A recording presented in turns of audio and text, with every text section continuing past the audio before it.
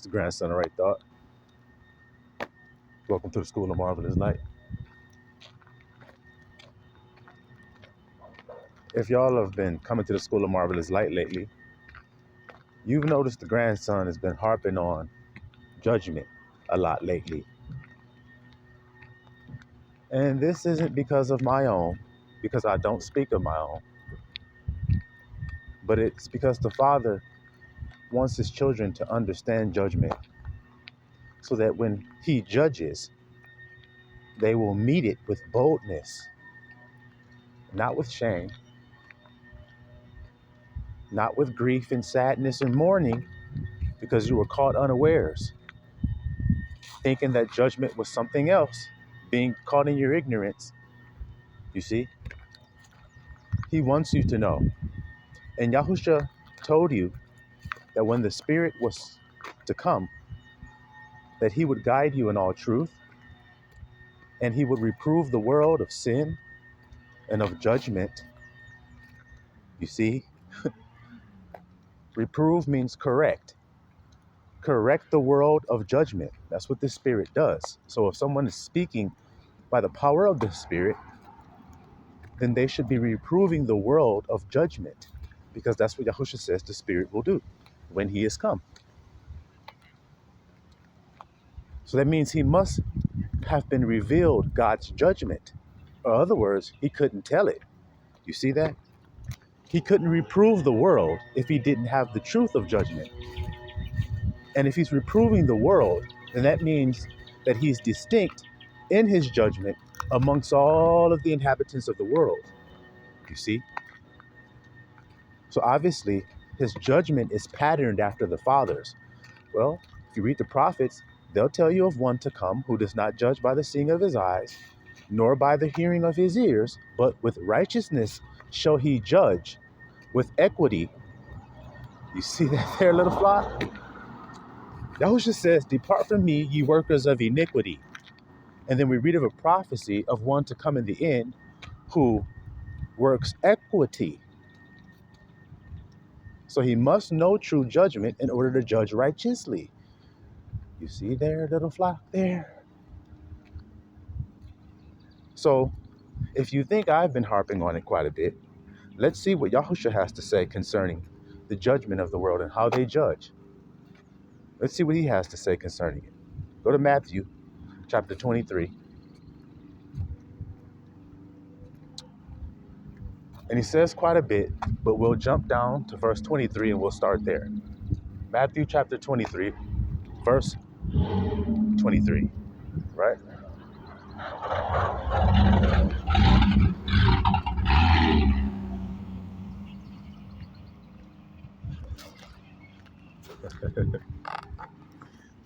All right. Matthew 23, 23. Woe unto you, scribes and Pharisees. If you come into the school of marvelous light, you understand what those terms actually mean. Outwardly righteous, over righteous, and pious, self-righteous. Now, if you understand the word self-righteous, what does it mean? You believe yourself to be righteous. Whose standard are you judging yourself by? The world's standard. You see why the world has to be reproved of their judgment? You see that? So let's see how they do their works to call themselves self-righteous. What are they doing that causes them to believe that they're righteous? Let's see. Woe unto you, scribes and Pharisees, hypocrites! Exclamation point. So we know he's not talking like this and smooth and soft. We know he's not, because there wouldn't be an exclamation point if he was. For you pay tithe of mint and anise and cumin, and have omitted the weightier matters of the law. Stop. What does it mean to omit? That means to leave out. So you're doing small little righteous matters, but you're leaving out the greater matters, the weightier matters of the law. Like what? What are the weightier matters of the law that they leave out? Judgment, stop right there. What did I tell you, little flock?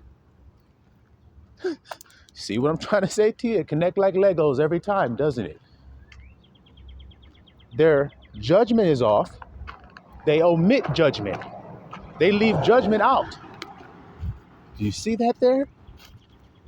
Mercy and faith. These ought you to have done. What is faith? The substance of the thing hoped for, evidence not seen. They're all about outward evidence being seen. You see what I'm trying to say? They deny the matters of the heart while focusing on things that other people can see them do. Like with the anise and the cumin and everything. Somebody can see you put that in and say, wow, he sure did put a lot into the plate there. He sure did contribute a lot. But if you deny judgment, mercy, and faith, then you didn't actually contribute anything. Are you teaching the little flock how to grow in faith? Are you? No, all you have to ask yourself is, when I come to the School of Marvelous Light, am I being taught by a person who teaches me how to increase my faith? How to stop walking by sight and walk by faith? Is that what they're teaching me? Because Yahushua says the teachers that are outward righteous, they deny the weightier matters, which one of those things are to teach you how to exhibit faith, to teach you how to show mercy. See, they're ready to stone. Pharisees are. They're not merciful. Here you go, guys. Look. When I come through here, you know they're going to be hanging out. You know they're going to be hanging out.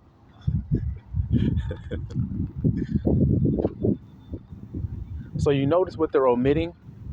Judgment, mercy, the heavier, weightier matters of the law. Faith, you see, these ought you to have done. This is what you ought to have been teaching. How to judge right, how to show mercy to your brothers. In other words, how to give them the truth and grace. What did Yahushua say? Okay, you were in sin. Now that I have healed you of that, go and sin no more. No need to kill you for what you did, because I've cleansed you of it now. So now you don't need to go forth sinning anymore. Don't. Have faith, ye of little faith. You see what I'm trying to say to you today? If he came and he said, you all have little faith, then that means that they weren't being taught it. They weren't being taught it, according to Yahushua here. See? He says, these you ought have done, and not to leave the other undone. See that there? You blind guides. So now he's making it even more clear. He called them hypocrites. He also says that they're blind guides. That means that they think themselves to be leaders of the people, to be guiding the people, to be teaching the people. A guide is a shepherd. So these people think they are shepherding the flock, but yet they're always killing off members of the flock. When the member of the flock goes astray, instead of going to save him and showing him mercy and teaching him judgment so that he doesn't sin, and teaching him how to have faith so that he does not sin, instead of doing that, you murder him and kill him and call him unclean and dirty and cast him away from the flock.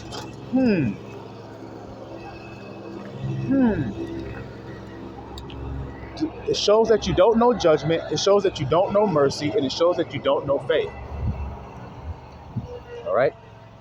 You blind guides, watch this, guys, which strain at a gnat and swallow a camel. Do you see what I mean about how the grandson has been talking about this quite a bit lately?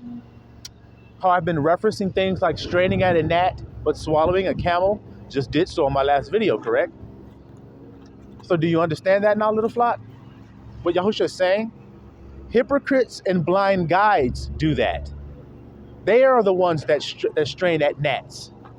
Now, what does that mean? I want to just, marinate on that for a minute. You know how we do when we cook it. What does it mean to strain at a gnat? Well, if you were cooking let's say going to bake a cake, right? And you were making your batter. And while you were making your batter, a gnat flew past and landed in the batter. Well, you're probably going to strain him out of there. You understand that? You're going to get a strainer and you're going to strain him out so that you don't cook him up in your batter, so that you don't eat him, honestly. even though it's a very small, insignificant thing that won't hurt you if you did eat it. That's why Yahusha is using that as an example, little flock. While you were asleep, they say, I don't know if this is true or not, so don't quote me on this, but they say that while you're asleep, that you eat on average a few spiders every year. They happen to just crawl on in there. You happen to turn over and waking up and crunch on that nigga and swallowed him. Oops. You were asleep with your mouth open and that happened to get stuck on your tongue and you swallowed him. You didn't even know you did it. Nor were you affected by the fact that you swallowed him. Because let's all be real quick, little flock. I know how we feel about the thought, but let's be honest with ourselves right now. If we happen to be drinking a pop or something, and while we were looking the other way, a gnat flew and landed in the pop, right? And then we drunk it, not knowing the gnat was in there. Would we get sick because the gnat was in there? Would we get food poisoning because the gnat was in there? The fact is, would you even know that you had consumed the gnat? Now, if somebody told you, hey man, don't swallow that, there's a gnat in there. Then what are you gonna do? You're gonna start spitting. Oh God, you don't wanna swallow it because you know it's there. Well, that's what he means. If you didn't know it was there, you'd swallow it, you wouldn't even think about it, and nor would it affect you. But you're straining at it to get it out of there because you don't want to eat it, because you consider it to be disgusting, even though if it was, it would harm you. So then what does he say next after he says you strain at a gnat? And swallow a camel. I want you to hear that there, little flock. So it's not that you will only, when you're making the cake, watch this, you're making the cake. You're making a pork cake. Okay? Just really make it clear for everybody to understand. You're making a swine cake, but a gnat flew in there in the batter when you were making the swine cake. So you strained the gnat out of the swine cake, finished baking the swine cake, and then ate it. The bacon cake. Do you understand the principle of what I'm saying here? You consume something that's going to actually do you harm while taking the thing out of it. So, taking the thing out of it that you think is going to make you sick, and consume the whole platter of the shit that actually makes you sick. Can you hear me today? Can you hear me today? So then somebody has to teach you about that type of judging, because you don't see it. You think it's right. Making my swine cake here. Oh, wait, a gnat flew in there. Let me get that out of there. I don't want to eat that. Now, back to eating my bacon cake. So you think you judged right because you took the gnat out of there. Out of the unclean dish, you took a gnat out of there.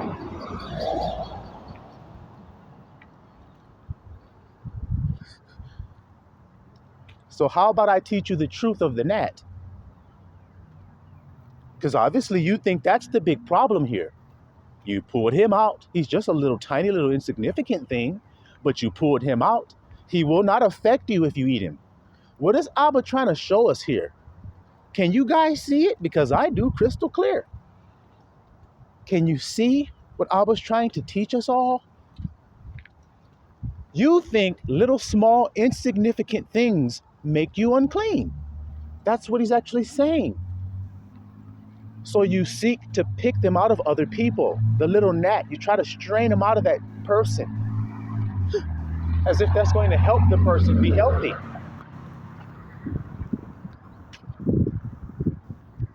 Y'all see the pheasant flying?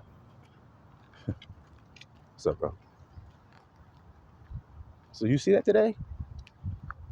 So small, insignificant things that do not actually make you unclean, you focus on that as if that's what makes you unclean. Not the camel. Do you hear that today, little flocker? Y'all hear that, little flocker? You see? So you're straining at a gnat. He says, verse 25, woe unto you, scribes and Pharisees, hypocrites, for you make clean the outside of the cup and platter, but within, they are full of extortion and excess. So now a person has a dual being that's going on here. One is outer them, and then there's the inner them. Now, if you don't see the inner them, then they will deceive you with the outer them. If that's not true, what I've just told you, then what did Yahushua just say? You hypocrites, you're not clean, but you're decorating yourself as though you are. And then you stand before men and deceive men into thinking that you're clean, when all along your insides are all filthy and nasty. Your motives are disgusting and the intents of your heart are nasty. How does he know that about their within? Because Abba is a discerner of the hearts and he searches the intents of that thing. Very simple and very easy if you ask me. I don't know about you guys, but to me, it's very simple. They're faking the funk, dressing up. So when I see a person who wants to talk to me about the truth or some wisdom or something, and they're all dressed up for that occasion, then I start saying, why did you dress up for that occasion? What am I saying? What am I saying, little flocky? Why did you purposely dress like a minister? Aren't you one? From within? So then who are you trying to convince that you are? God doesn't see your robe. He doesn't see your regalia. He doesn't see all your crosses all over you. He doesn't see all the embroidery. He doesn't see it. So you can't say you're doing it for God because he doesn't look at that. Tell me that he judges a man by that and I'll stop saying it. But he doesn't. He's very clear about how he judges. You see what I mean about reproving the world of judgment? This is what it is, what I'm doing right now. Proving the Spirit is working.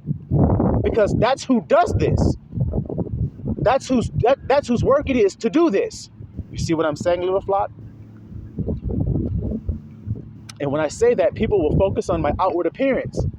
Well, wait a minute. You're saying you're the Holy Spirit. You're saying you, the man right there.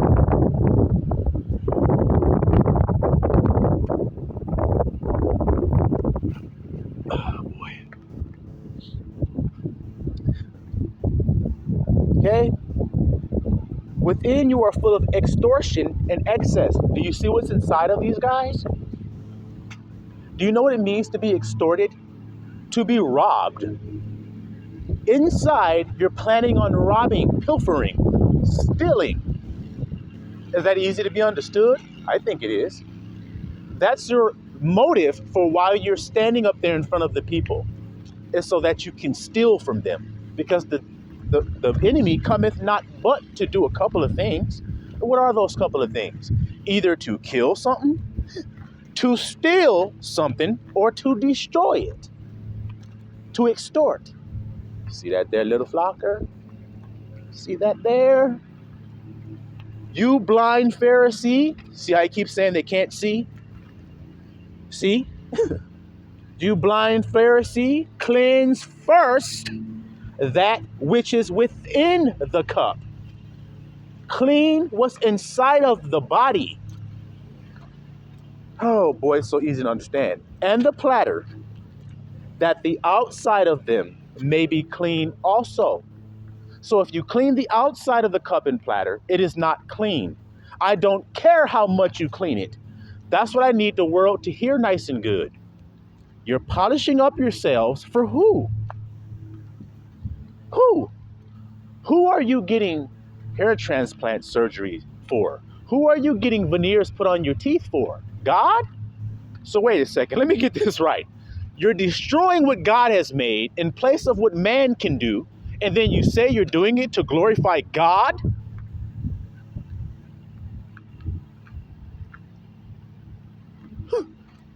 I can't go for that. No, no, no can do.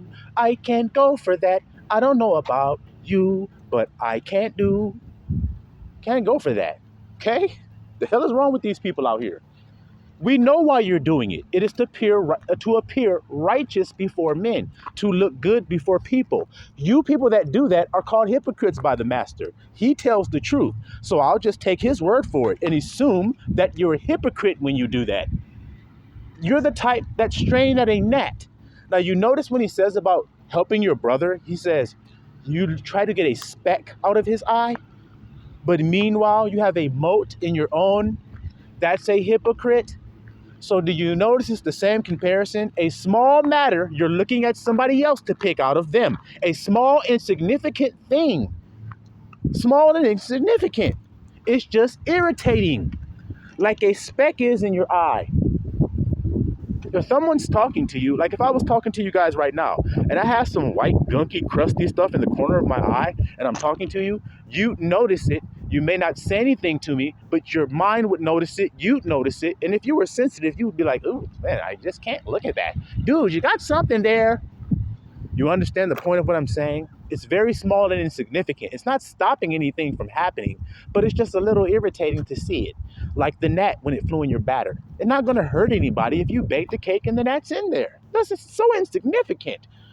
But somebody walks by and goes, hey, man, this is gnat in there, man. Clean it out there before you make it. Shit, or dispose of the whole batter now. The batter was already unclean. The person had a mote in their eye. The person swallowed a camel. Do you understand? You have a big beam in your eye. Why are you focusing on a gnat and another's? Because you're a Pharisee and you're blind. You can't see within. So that means you can't see the beam you have. You can't. I told you. The people that are doing the wickedness to others, they never see the wickedness in themselves. They are completely blind to the kingdom of heaven. They are completely blind to the inner world. They do not dwell there. They're not from there. They're not of there. My kingdom is not of this world. So you think the wicked people of the earth kingdom is Yahushua's kingdom, which is the inside world? Well, if you know the inside world is Yahushua's kingdom, then the children of wickedness kingdom is the outside world. So when you see somebody focus on the outside world, what is the outside world, little flocks, so that you're not deceived? How something looks, how something smells, how something sounds, how something feels. How easy is that to understand? Is it hard to understand or is it easy? You have senses that tell you what something is. In other words, that you judge by. When you judge by your senses, you are not judging faithfully. You're judging by sight. We do not walk by sight, but we walk by faith. Do you see why Yahushua said those exact things? Judgment, mercy, and faith. Judgment, mercy, and faith. You have the choice that if you see something that you dislike before you, you can go into the inside world and see what you do like. You don't have to kill that person because you don't like what they've done. Have mercy and see them in your mind's eye by faith doing the thing that pleases the Father. See them healed of their infirmity by faith in your mind instead of killing them because of their infirmity. You didn't know the Most High wanted mercy? You didn't know he wanted grace instead of sacrifice? You didn't know that? Well, you didn't read the scripture then because it's in there. Can you say it's not in there? Clean first what's within the body. They do not see what's in there because they're blind. So how can you clean a room you can't see? See how we're just daggering them to death? That's why we have what we have. It's like people didn't hear it when Abba said, I give you some armor here. This helmet you put on your head, this is the helmet of salvation. That means you guard your mind with the fact of knowing you are already saved while you're on the battlefield. That's what it means to have it. See, I tell you what things mean. That means I magnify mine office. See? That's in the Bible too. So you have the helmet of salvation, which means the knowledge of knowing you're already saved when you took your first step on the battlefield. That makes you a confident warrior, don't it? That makes you just go slaying. You don't think about anything else because you know I am safe. So you can shoot the Uzi, the bazooka, the RPG. You can try to put an IED on the road. You can try to shoot a thermonuclear blast. And like Godzilla, I'm going to absorb that shit and transmute it into what I say it is. That's called authority. That's called dominion. See?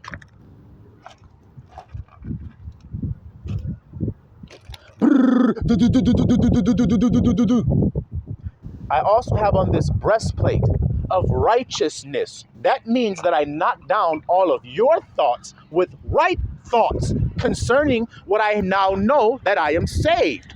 So now my breastplate knocks down anything you try to throw at me that tells me that I'm not, that tells me that I'm dead, that tells me that I'm weak, that tells me that I'm down, that tells me that I'm sad, that tells me that I'm beneath, that tells me that I'm last, that tells me that I'm nothing. I just knock it down with the breastplate. Ka-cling, ka-cling. And nor does it take me any effort to do it. I just stand there and it bounces off of me. And when you stand there confounded at the fact that your little darts keep bouncing off of me, you say, well, maybe if I shoot some arrows, then maybe that'll change it. Maybe if I shoot some arrows, then maybe that'll hit him. Okay, so when you shot the arrows, I held up the shield that I do have. See? You were so flabbergasted that the arrows were hitting the righteousness breastplate that you were like, wait a minute, he doesn't even need a shield. But let's see, shoot some arrows there.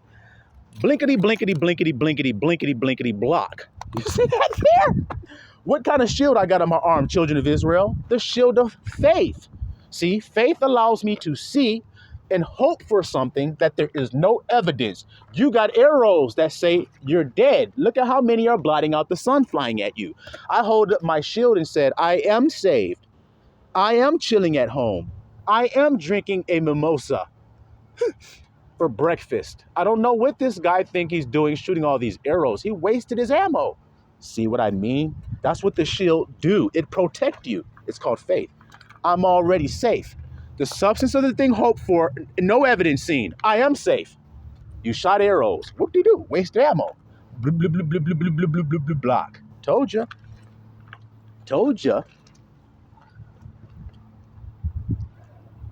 So then you're sitting there more confounded. Wait a minute. Let's try to put him on the run. But I was girt about with the belt of truth. So no matter how I move, no matter how I shift while you're trying to hit me, no matter what kind of defensive maneuvers that I'm doing while you're shooting at me, my pants don't ever fall down, so I never lose my balance because I'm girt about. My loins are girt up with truth. That means I don't get nervous, I don't scatter, I don't get afraid, I don't get nervous. I'm of good cheer, I'm rejoicing, and I'm happy because I have gotten the victory. Y'all don't talk like that or something? Y'all don't talk like that or something? Well, I do. I have gotten the victory. The battle is just now starting.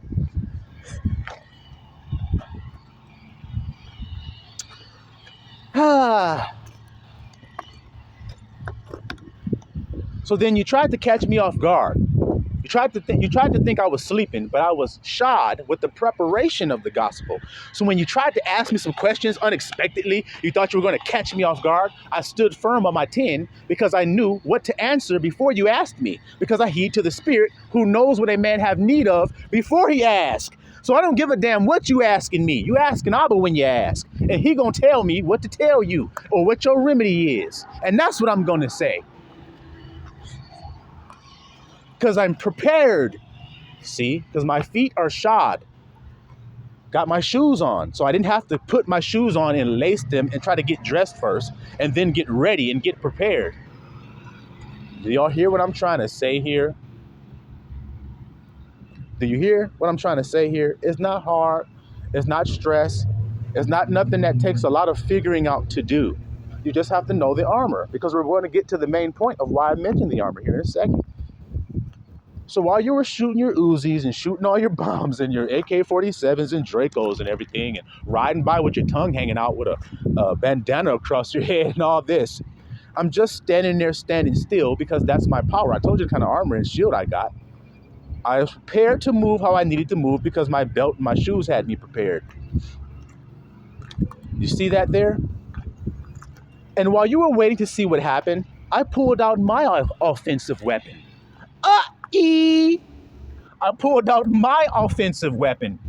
It's called the sword of truth. And when I pulled it out, a great flame came about it. And you notice that it was sharp on both sides. It was a double-edged blade, which means I can swing it to the right and cut you in half, and I can swing it to the left and cut you in half. It doesn't matter if you want to be spiritually minded or carnally minded. You will get dominated by this sword, and it would cut you down to the bone and the marrow, exposing the intents of your heart. So now you wanted to kill me for what reason? Let's see. Slice. What was your intent in telling me about the gnat flying around here? You wouldn't happen to be one of these over-righteous Pharisees here, the ones that are blind who can't see, would you be? See how we put them in the grinder? Swing, swing, swing, swing, swing, swing, swing, swing, swing. Just slice them and dice them, because that's what a saint loves to do. Did you read the Bible or no? The saint had the high praises in his mouth because he's slicing and dicing the enemies of God. You didn't know that part? And he also has a double-edged blade in his hand. The saint of God does, because he's on the battlefield doing what I just described to you. We are unstoppable warriors. We cannot be fought against. The truth is just a matter of time before it manifests. It's just a matter of time. You may have won the battle, but you lost the war. So what good did it do you? I told you, you shot all your ammo, you shot all this and did all that and did all this and did all that. And you thought you did something because you put a burn mark on my garment, which I just wiped off with a handkerchief? Hey, I think I did something. There's a burn mark on his garment finally. No, it's not. It's just a smudge. His hair isn't even singed. How do I know that? Because I know that God's servants get put through a fiery flame to try them, to make them acceptable men. That's where they're made. So it's no surprise when I go through any fire, because I don't think it's strange concerning any fiery trials that are to try me, to test me, to see if I got my armor on. That's all he's doing. Because if I have it on, I cannot be defeated. It is when I don't have it on, that's when I'm susceptible to harm. So he said, wear it. And I just told y'all what it is, didn't I?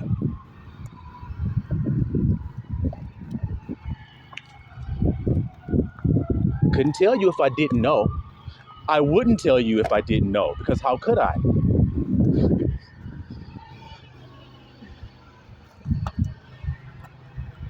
You see what I'm saying here?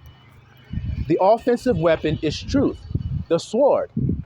That's what you use a sword for. If it was for defense, you wouldn't have a shield. But you do.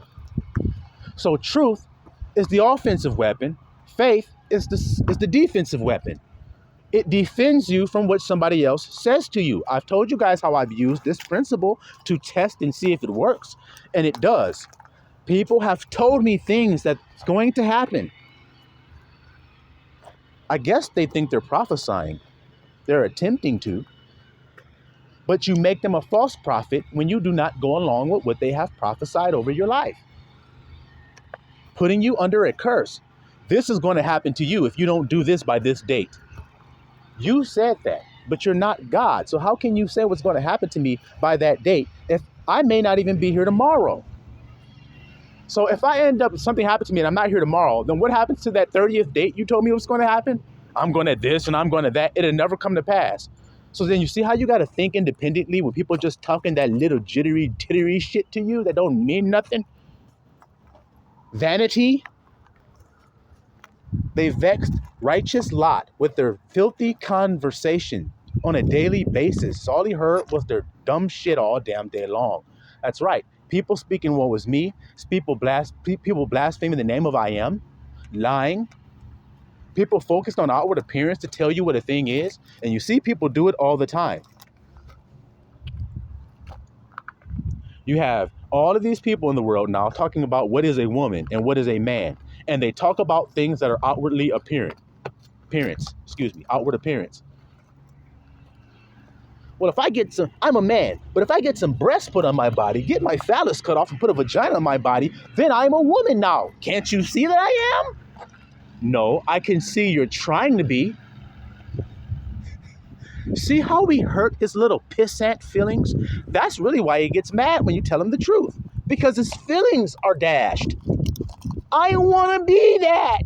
Well, are you? Think how simple this is what I'm explaining to you guys. You take a little white kid and you take a little black kid and you go to the little white kid and he's crying. And you say, why are you crying? And he says, I want to be a black kid. You go over to the black kid and he's crying. You say, what are you crying about? I want to be a white boy. You two are what you are. It doesn't matter what you want to be. Now watch the little white kid is going to start wearing some Mech jeans, True Religion, some Air Force Ones, some Dunks, wear his hat to the back and shit, got his hair braided and shit, and cut it and tapered on the side.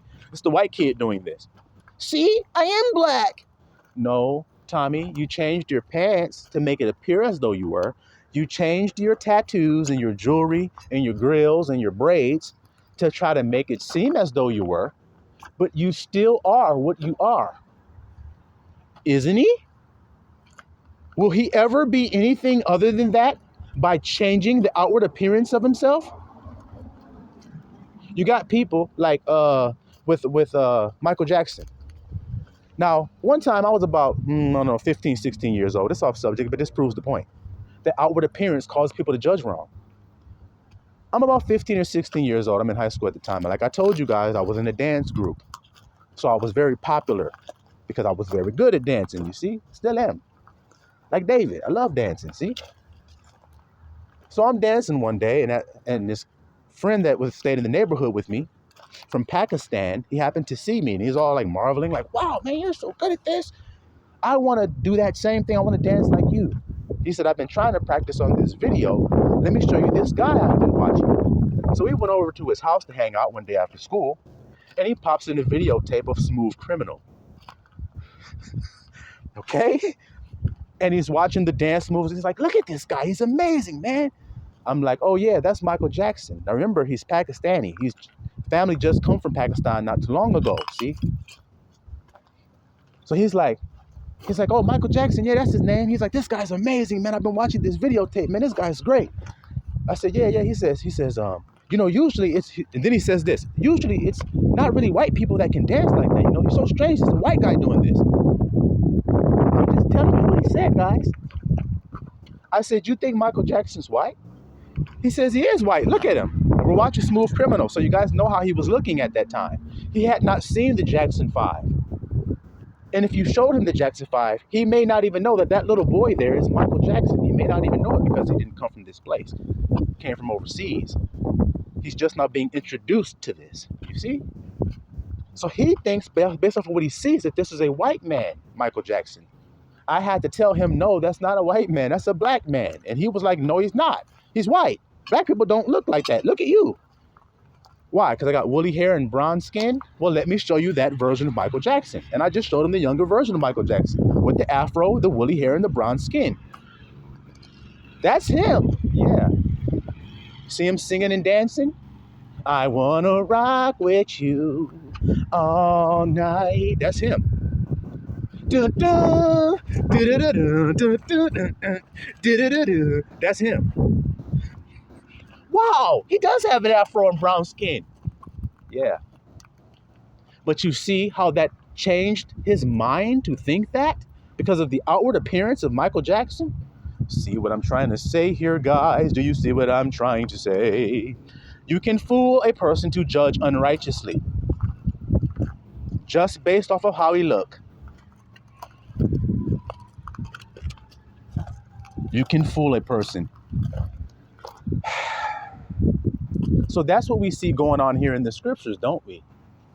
We see Yahushua calling them blind. We see him calling them hypocrites. We see him calling them blind guides.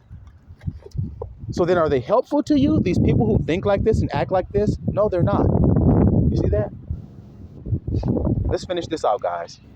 Woe unto you, scribes and Pharisees, verse 27. Hypocrites, for you are like unto whited sepulchres, a whited coffin, which indeed appear beautiful outward. See? So he's agreeing. That's what I want you to hear, little flock. I was just saying, you did a good job outwardly. You cleaned the outside of the cup. So you indeed do look beautiful outside. See that there? That's how they trick you. But are within full of dead men's bones and all uncleanness. Yeah, that's what you see if you see a coffin. If you dug a coffin out, it'd be all beautiful and shiny and everything. But as soon as you open that lid, all kind of stanky, wormy, grotesque nastiness is going to hit you in the face, isn't it? That's what happens when Abba looks at these clean-looking people. They look clean, but when you open them up and look inside, oh, disgusting. Do you see it? Can you see it? Because I do. Now, He says, even so you also outwardly appear righteous unto men. He's not denying it. You do look the part. That's who you need to be leery of, guys. You do look the part. He says, but within you are full of hypocrisy and iniquity. See? Woe unto you, scribes and Pharisees, hypocrites, exclamation points all through here, y'all. Because you build the tombs of the prophets and you garnish the sepulchres of the righteous, and say, if we had been in the days of our fathers, we would not have been partakers with them in the blood of the prophets. Wherefore you be witnesses unto yourselves that you are the children of them which killed the prophets. You hear that? Verse 32, fill ye up then the measure of your fathers. Fill your cup, you serpents, you generation of vipers. How can you escape the damnation of hell? Look how he's talking to them, screaming, yelling, telling them to fill their cup of wickedness up. How can you escape hell? Vipers, you snakes, you serpents. Look at how he's talking to them.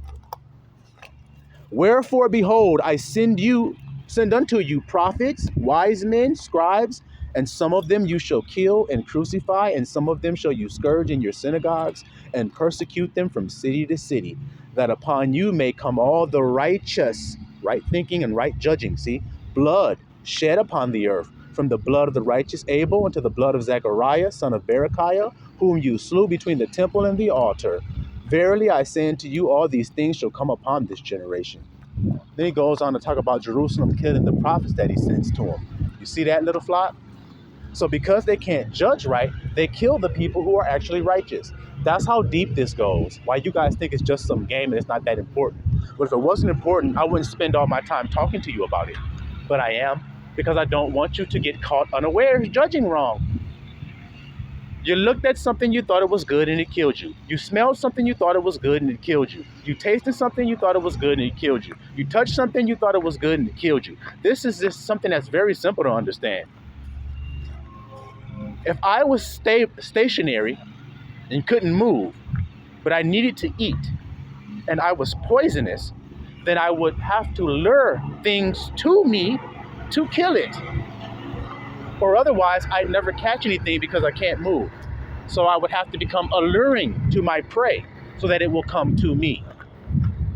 And once it comes to me, I can inflict my poison or inject my poison into him and then consume him and kill him. But he has to come to me. So I have to give him what he wants. I have to appear the way he thinks is good. A righteous woman is one of a meek, quiet spirit. That's an internal treasure she has. Okay? Now, if you look at a woman and you like her for her curves, then if I was to trick you and I had venom in me and wanted to kill you because my feet take hold of death, like the adulterous woman does, so she seeks for prey, she dresses up. That's how she finds her prey. She puts her titties all up there and cleavage all up all hot. Make sure her curves are showing. Make sure you can see the print of her vagina through her yoga pants. She makes sure she does things to physically look appealing to you so that she can draw you in. Did I say more?